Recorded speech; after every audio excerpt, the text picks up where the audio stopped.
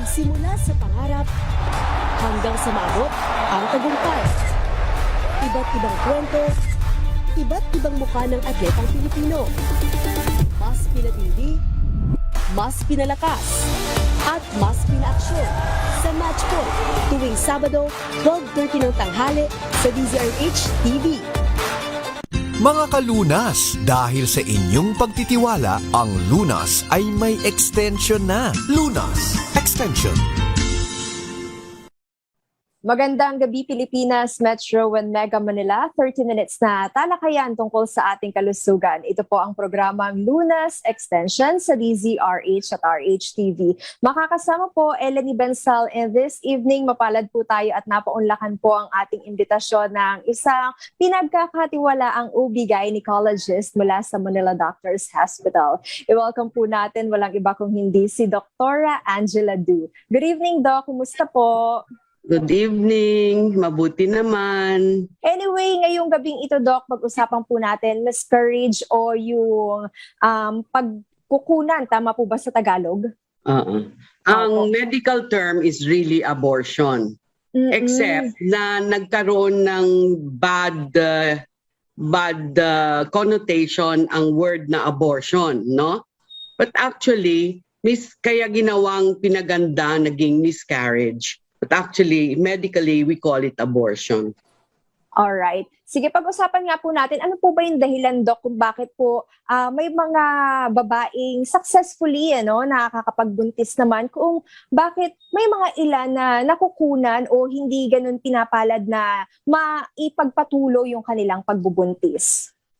Sa totoo lang, siguro mga 25% or 1/4 of pregnancies ay di natutuloy, nabubuo, naging baby, no?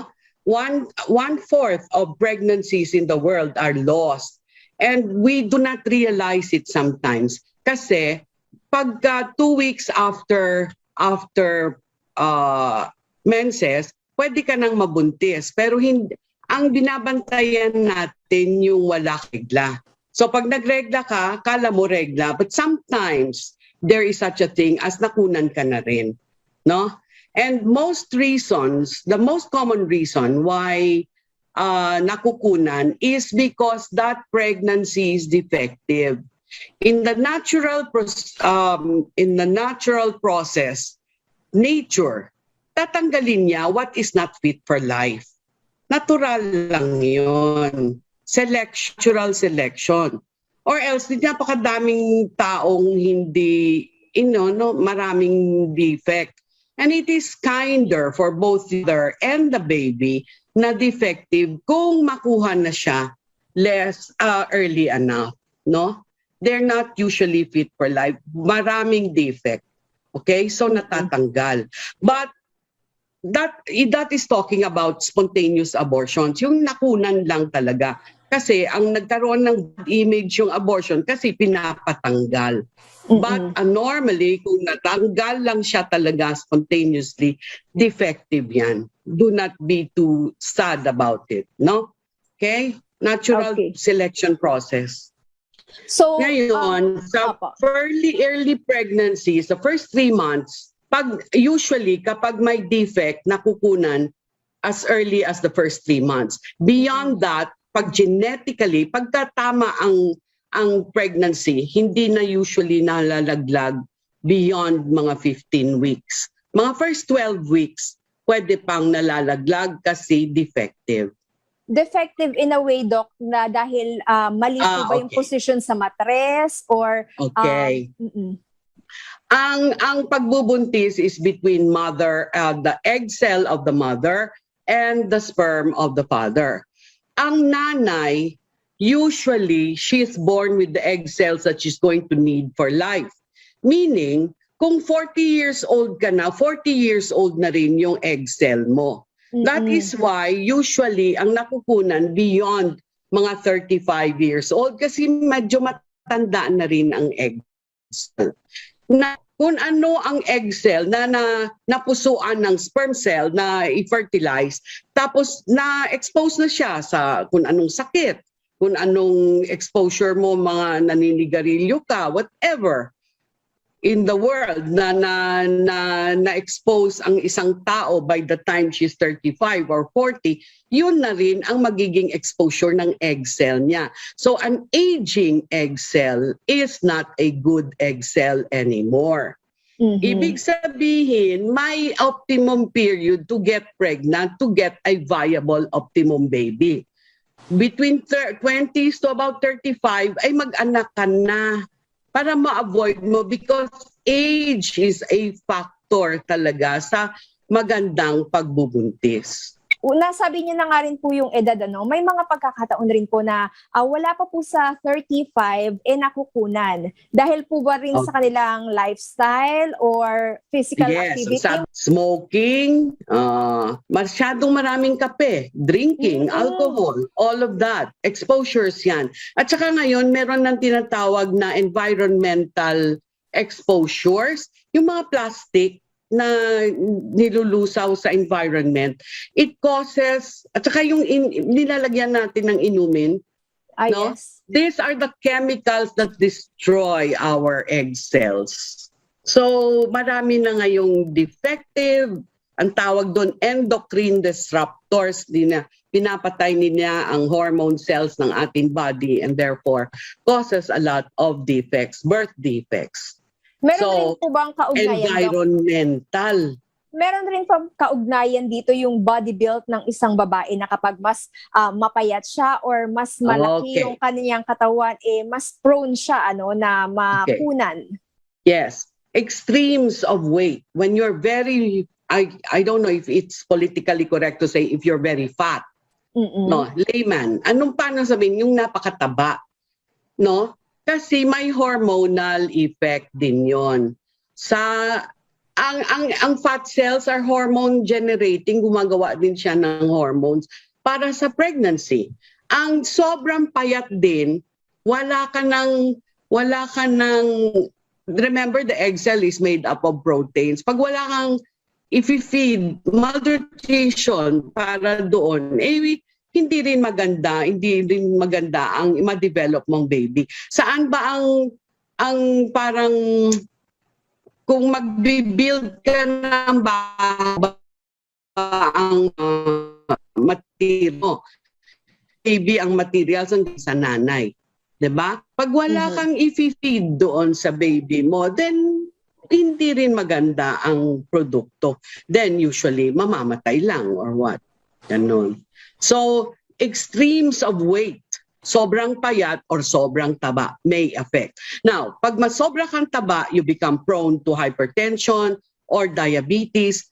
There is such a thing as glucose toxicity. Pag masyadong mataas ang blood sugar mo, papatayin niya pati egg cell mo. Naninigas ang egg cell, nagsisement. So, pag yun ang napusuan ng sperm cell na i-fertilize during the process of yung fertilization para makabuo, walang laman ang parte ng nanay. All sperm cells, walang mai-contribute ang nanay sa production of the baby. Ang tawag doon, sometimes wala siyang sisiw na mabuo. Ang tawag doon ay penoy. Walang sisiw. Blighted ovum ang tawag doon. So walang egg cell na matino na i-contribute ang nanay sa paggawa ng baby. It's the mother and the mother and the father's egg cells coming together to form a baby. Pag walang contribution ng nanay, anong gagawa? Anong gagawin? Wala. Nothing. So it's an empty egg cell. So it's an empty pregnancy, yon, blighted or bugok. In Filipino, they call it penoy. Okay?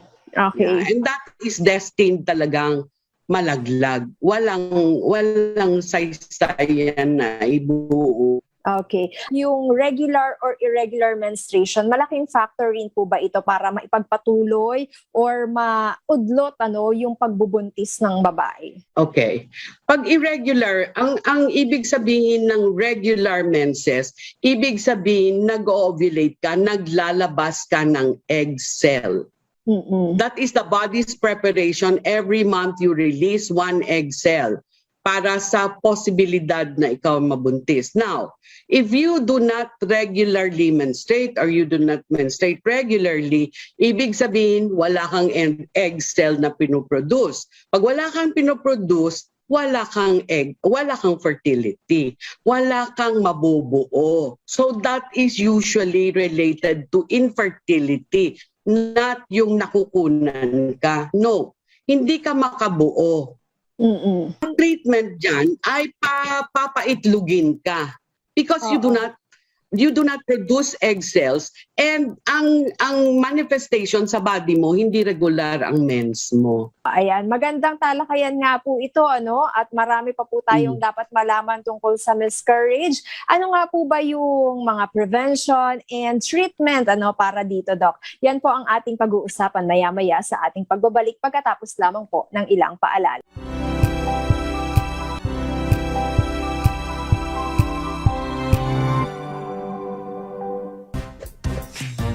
Ang galing-galing mo, Smart dishwashing paste ko, pritong ulam na masebo, plato o kaldero, tanggaling for everyday. Ganyan, pag Smart ang dishwashing paste, may double tanggaling formula. Tanggal ang sebo, tanggal ang bakterya. Pahit para walang bahid, linis fantastic sa metal at plastic, number 1 ko to. Tanggaling-galing mo, Smart dishwashing paste. ACS.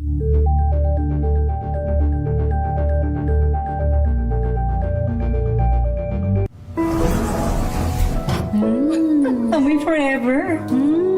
Amoy LQ. Amoy New Calak Berry Blooms.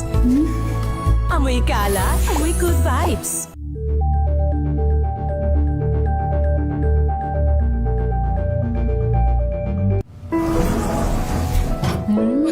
Amoy forever.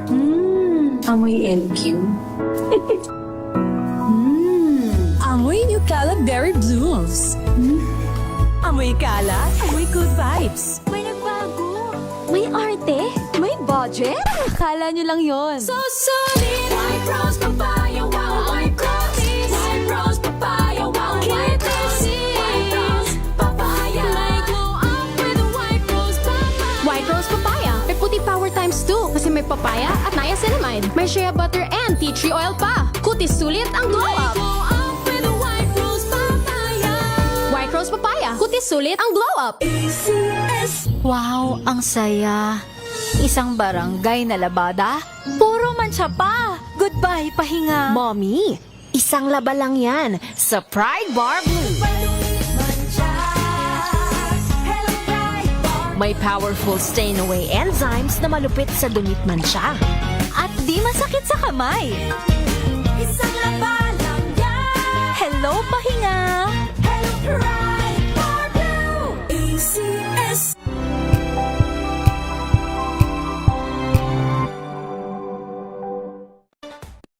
Mga dagdag na kaalaman at usapang pangkalusugan. Lunas Extension. Nagbabalik po second part ng ating discussion dito pa rin po sa programang Lunas Extension sa DZRH at RH-TV. At kapartner nga rin po natin ang Shield Bath Soap para po sa mga kakauwi lamang ng kanilang tahanan. Ugaliin po na maghugas ng kamay at maglinis po ng katawan gamit po ang Shield Bath Soap.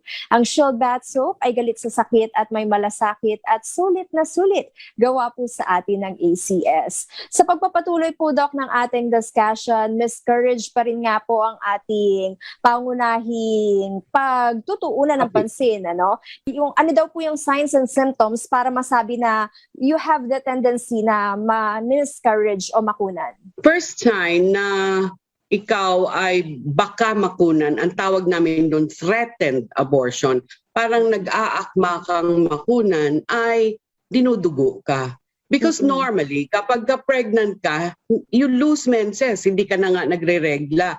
The moment duguin ka, that something is wrong. Diba? So yun ang binabantayan namin. Usually, hindi nga yung masakit ang puson mo, nagka-cramps ka, because that's a little too late. Medyo pinupiga na ng matres mo ang baby out. But pag nagbe-bleed ka, that's a sign na pumunta ka na sa doktor, there's something wrong with the pregnancy. Pinapa-ultrasound namin para tingnan kung buhay ba ito baby na ito o hindi. Dahil kapag hindi na buhay, talagang body's way of getting rid of what is not fit, duduguin ka in the process called nakukunan. No? Pero kung nag-aakmang makunan, threatened abortion, sarado ang matres at buhay na buhay ang pregnancy, then we give you something para mag-relax ang matres mo, maybe na overstress ka rin lang nga, ganun, no? So, threatened abortion, we usually give something mag-relax ang matres. And yung sinasabi nila, pampakapit, dinadagdagan lang ang hormones para maganda ang bed for the pregnancy to implant. Okay. Kasi kailangan maganda ang hormone system mo para gagawin niya ang like a seed, no? I-implant mo in good soil. But if the soil is not good and not properly primed for implantation, pag nagtatanim ka ng seed doon, pangit ang lupa. Hindi tubo. So what makes that lupa good? And hormones. Parang yun ang fertilizer mo. Make that lupa where you can implant properly rich enough for implantation to occur. Now, pag hindi siya naka-implant, ibig sabihin there's something wrong with the hormones probably. So we add a little hormone para makakapit siya, maka-implant siya. Okay? Yun. Yes. That is one of the way of treating. Yes. Aside sa medication, Doc, or yung papaganda ng hormone ng isang babae, meron po bang mga pagkain na maire-recommend rin? Like yung parang sinasabi rin nila na kumain ka ng malunggay or... There is such a thing as yung B complex called, it's a B vitamin called folic acid. Sabi nila, bago ka mabuntis, you give yourself enough folic acid para maganda. Di ba sabi ko, good development of the baby. Usually may defect pag kulang ka sa folic acid. No? So we give you, before pregnancy, we give you good enough amounts of folic acid para pagka mabuntis ka, maganda ang development.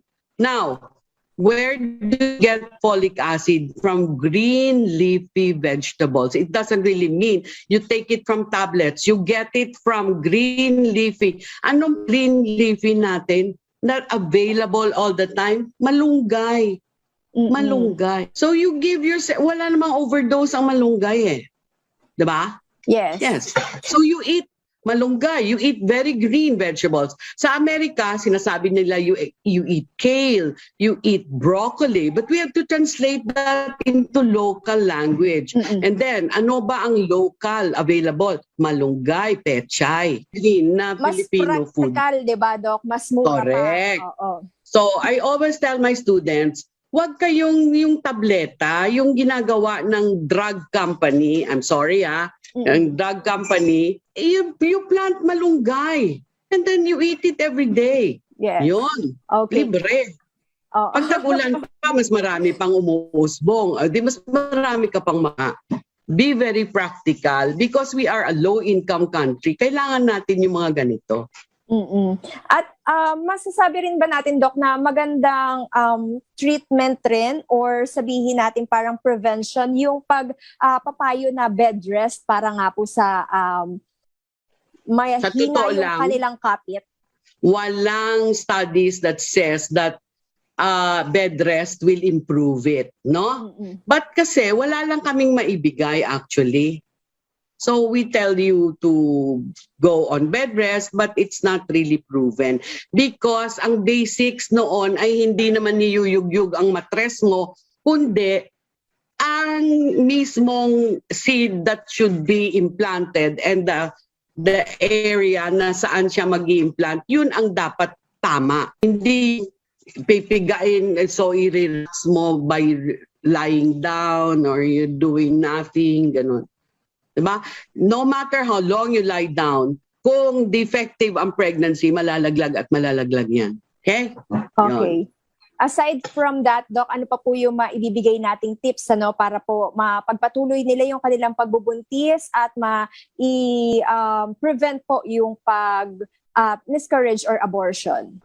Siguro prenatal as early as possible para ma-detect kung may mga problema ka. Like for instance, if you're very anemic, ang anemia, kulang ang papula sa dugo that carries nutrients to all the cells in the body. Lahat ng cells natin, dadalhin ang nutrient and oxygen through the red blood cells, no? Ang feeding niya. If you're anemic, wala carrier. So, kumbaga, maraming nutrients, for instance, but there is no carrier towards inside the cell, di wala ring saysay, walang ipapakain sa'yo, walang magpo-fuel ng body system mo. So, paano namin nalalaman yan, na makorek yan? As early as possible, pag nagpa-prenatal ka, nagpapacheck na kami agad ng blood test, ginapa-CBC ang mga nanay. And then we know immediately kung ano ang mga sakit ng nanay na ito. Let's say, kasi ang Pilipino usually, we get good iron products na nakaka-improve ng anemia, tinatawag, from meats. But Filipinos are not meat eaters.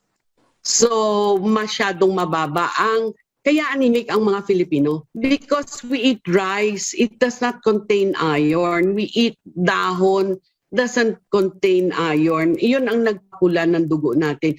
We eat yung pansit nilalagyan ng tubig, ano nga tawag doon? Cup noodles. It doesn't contain anything, no? So ang diet natin is not really good enough for a good pregnancy. So nako-correct agad yan. Dapat nako-correct. So early prenatal is a good move for pregnant mothers. Kahit sa health center, magpa-prenatal. Hindi naman sinasabi punta ka doon sa akin, sa Manila Doctors. Okay, ha? Okay, yes, opo. Pero pupunta ka sa Manila Doctors, pwede rin. Because we have, baka may impression kayo na napakamahal. Also, yung outpatient clinics namin na for those na hindi talaga, I don't like to say politically correct word ba yan, na yung hindi masyadong maka-afford. We have for them. We have clinic areas for them na tama din naman ang binibigay na advice. Okay? Yes. Hindi sinasabi na can afford at cannot afford iba. Pareho lang. Ha? Opo. We just adjust the treatment. Let's say, kung ang pagkain mo, let's say, you improve your diet, you eat, yun nga, sinabi ko kanina, broccoli. Sabihin ko, kangkong, kakainin mo, o de basta green. Okay. Eto po, last 2 questions na lamang po, Doc. Napakabilis ng oras. Wala na po tayo panahon para talakayin pa yung iba pang questions ng ating mga tagapakinig. Ito daw po ba, Doc, ay namamana? Yung ganitong klaseng sitwasyon, ano? Okay. May mga sakit na hindi parati talagang nakukunan. Ang tawag doon ay APAS. APAS, I don't know if women are parang may allergy ang mother mismo may allergy siya because the baby is not all her. It's a foreign protein. It's a foreign body galing sa tatay. So parang kinokontra nung nanay, no? So that one I think has genetic components, meaning may genes na namamana. Genetic problems are namamana na problems. Diabetes is genetic. So if the mother is diabetic, papatayin din niya ang baby sometimes. Or mabuo man, maraming defect. So maraming diseases na namamana na naapektuhan ang pregnancy. Okay. Pag ang abortion or miscarriage daw po ba, Doc, once na mangyari sa'yo, mahihirapan ka na or bumababa talaga yung chance mo na makapagbuntis muli? Sabi ko, age number 1 factor. So pagka nakunan ka, medyo 35 ka na, siguro mabuntis ka. Ay, hindi naman mabubuntis agad-agad pagdating ng after 4 months. So siguro maghintay ka muna 37 ka. Tapos the older you get, because you tend to delay din naman, no? The older you get, then ang chances mo of getting a good pregnancy nandun, because age is a factor. Ibig ko sabihin, so pag patanda ka ng patanda, ang chances mo na makabuo ng maganda ay Bumababa. lesser na rin.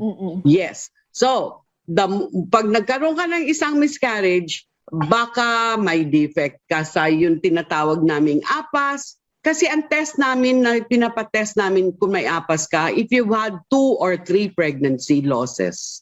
Pag nakunan ka 2 or 3 times, pa-check na natin yan, may APAS siguro yan. Ganun. But not with one lang, no?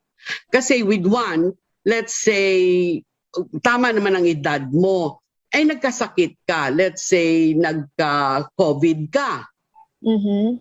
Ang virus na yan, nakakapasok yan sa not only your cell, but pati sa pinakaliit-liitang cell ng baby mo. Hindi niya nga kaya yon. Hindi kaya ng baby, hindi nga kaya ng adult ang COVID. So pag nagka-COVID ang nanay, maaring makunan. But certain instances lang yan. Pwede naman sa next pregnancy mo, hindi ka na ma-COVID, hindi ka na magka-flu, hindi ka na magka-measles, whatever. These are viral infections and they can affect a pregnancy. Kaya importante, di ba, ang sabi ang nanay ang magpabakuna rin bago ma-pregnant. Yun. That's a good rin na magpabakuna rin. Ayan. So, magandang talakayan nga po at makabuluhan ito, Para nga po sa mga gustong magpakonsulta sa inyo, Doc, or sabihin natin na gusto rin pong humingi ng tulong, alalay para sa inyo, para po sa kanilang magandang pagbubuntis, ang inyo pong clinic address and hotline number. 8558-0888. Tapos may information na lang. Sa information kung gusto sa OB magpa-check up, or kung saan. Maraming salamat. Once again, Dr. Angela Du, ang ating OB-gynecologist mula sa Manila Doctors Hospital. At yan ang kabuuan ng ating discussion. Salamat po sa inyong pakikinig at panonood sa programang Lunas Extension. Muli ako si Eleni Bensat. Mga kalunas, hanggang bukas dito sa Lunas Extension.